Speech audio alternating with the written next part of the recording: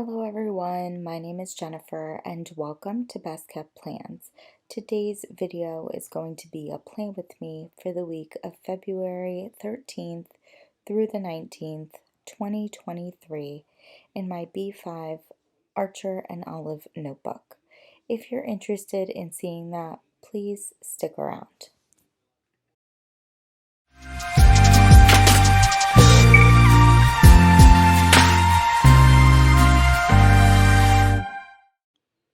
I didn't do a plan with me for last week's spread, so I thought I'd share with you all what I ended up putting together.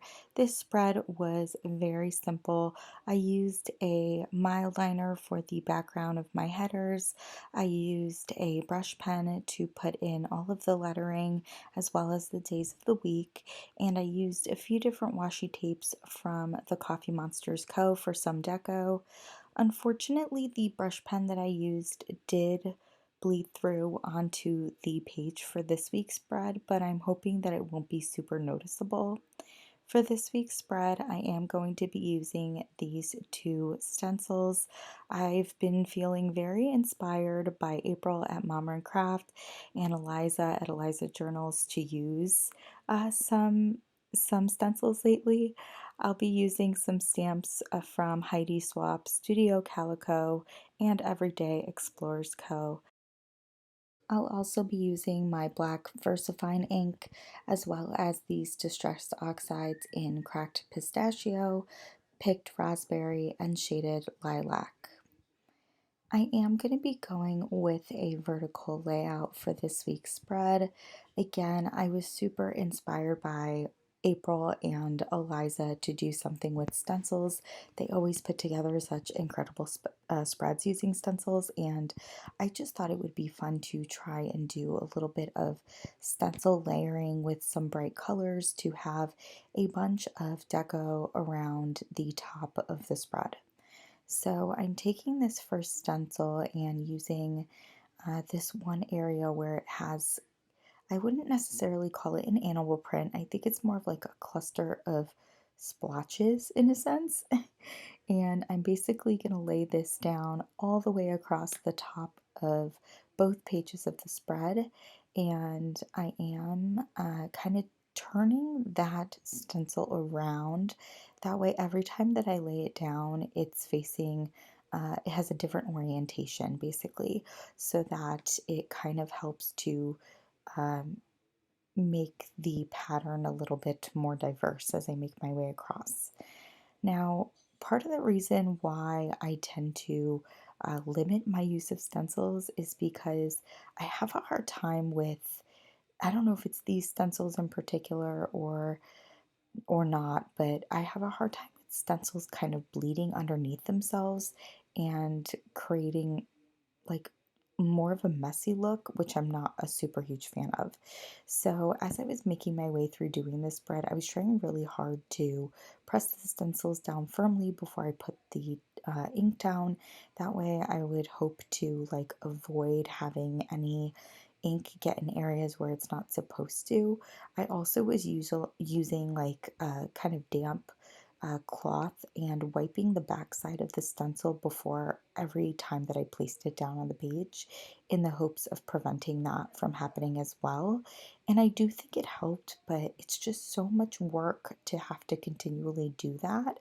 So again, that's kind of part of why I tend to not use stencils as much. Here I am. I'm going to be going in with my third stencil design and the picked raspberry distress oxide to lay down these kind of bumpy lines in different areas.